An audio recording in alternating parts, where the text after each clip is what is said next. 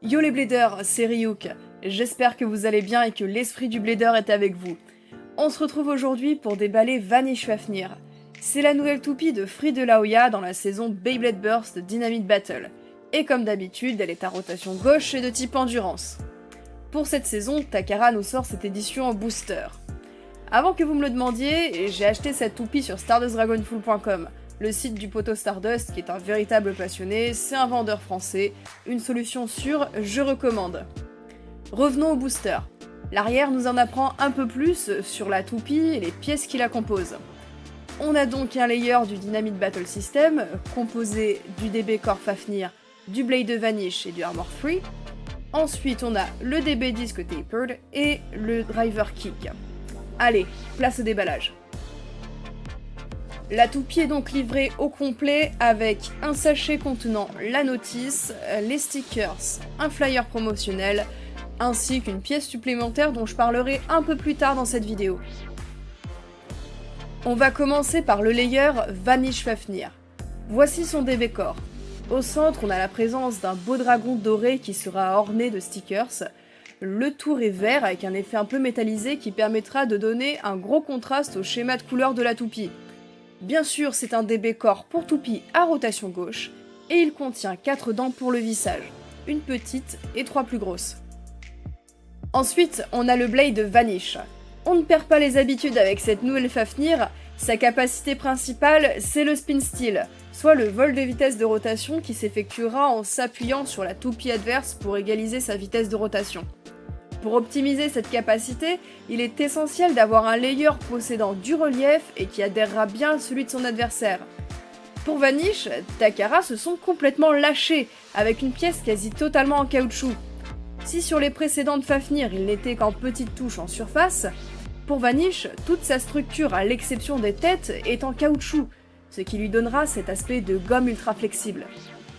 Au niveau de la forme plus particulièrement, ce blade est divisé en 3 successions de 2 lames, orientées de bas en haut.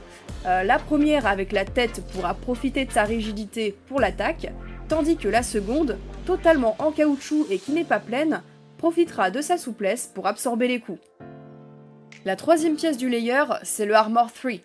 Sa masse est répartie selon 3 points, un d'un côté et 2 de l'autre, donc cela risque de créer un léger déséquilibre, se traduisant par une oscillation qu'il faudra appréhender pour maîtriser la toupie dans son entièreté.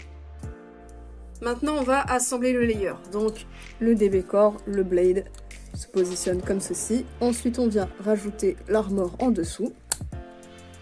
Faut faire attention à bien verrouiller, là on a les petites encoches blanches qu'il faut bien faire coïncider avec le tout, on verrouille, et hop, là vous avez votre layer en mode bas.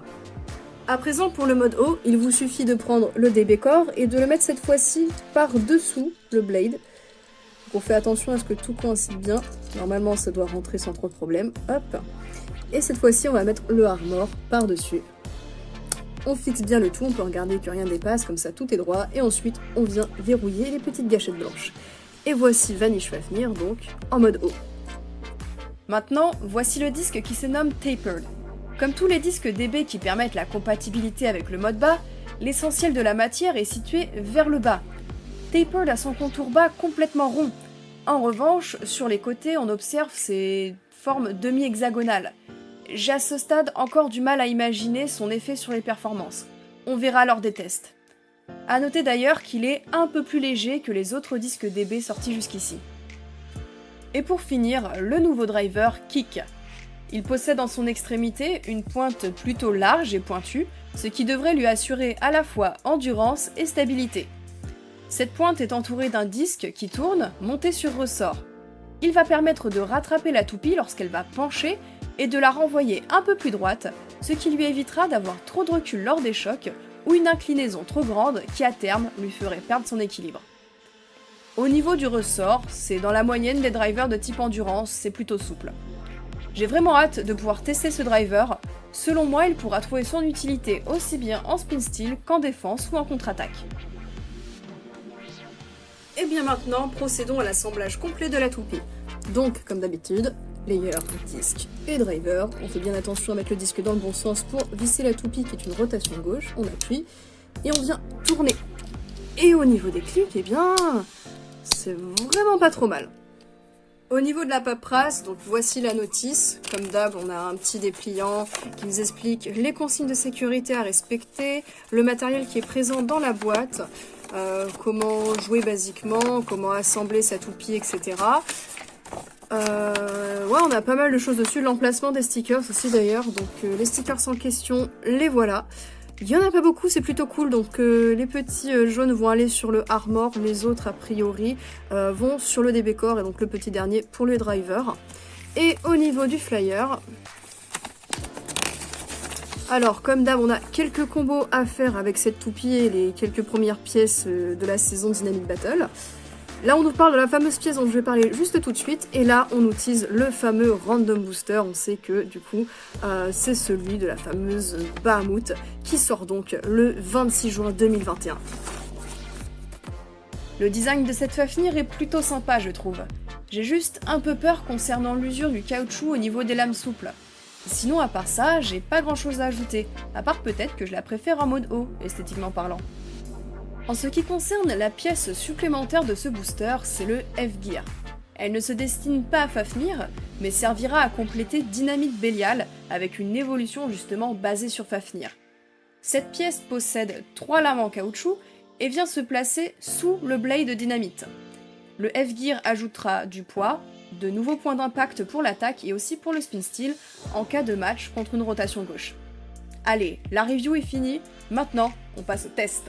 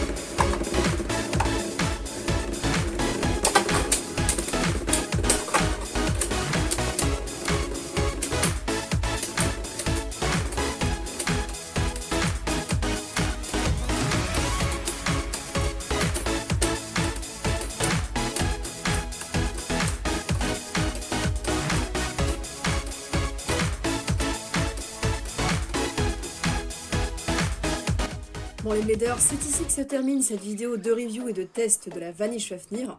En tout cas, moi je l'aime beaucoup, que ce soit par rapport à son design ou aussi ses performances. Je suis vraiment agréablement surprise par le driver kick, qui est vraiment intéressant en combat. Là on l'a vu contre la Dynamite Bélial. C'est un driver vraiment, j'ai l'impression, qui absorbe tous les coups. Genre il empêche le recul de la toupie sur pas mal d'impact, donc ça c'est cool. On a vu, il y a eu très peu d'éjections, du coup ça se termine à chaque fois sur des égalités parce que Fafnir, parce que le spin steel, l'égalisation de vitesse de rotation, etc. Sinon au niveau de la Dynamite Bélial, du coup avec le F-Gear, j'aime beaucoup l'aspect que ça lui donne, ça lui rajoute vraiment un côté compact au niveau du blade. Du coup en low mode on a vraiment cette toupie qui est assez basse et compacte, donc j'aime beaucoup. Par contre elle va perdre un peu en smash parce que du coup ses lames sont beaucoup plus régulières et absorbent plus les chocs, donc on voit moins de recul lors des combats. Mais ça fait une variation de performance qu'il faudra savoir appréhender, puis trouver des petits combos qui vont avec pour l'utiliser quoi. En tout cas moi je trouve ça c'est assez cool. J'aime bien l'idée des gears qui viennent compléter Bélial, donc du coup c'est sûr ça fait acheter à chaque fois une nouvelle toupie pour avoir la pièce qui va avec Bélial. Mais dans l'ensemble je trouve l'idée cool, et puis les toupies vraiment je suis fan. N'hésitez pas à me dire ce que vous en pensez dans les commentaires. En tout cas, comme d'habitude, ce fut un plaisir de partager cette vidéo avec vous. J'espère que vous l'avez appréciée. C'était Ryuk et je vous dis à la prochaine.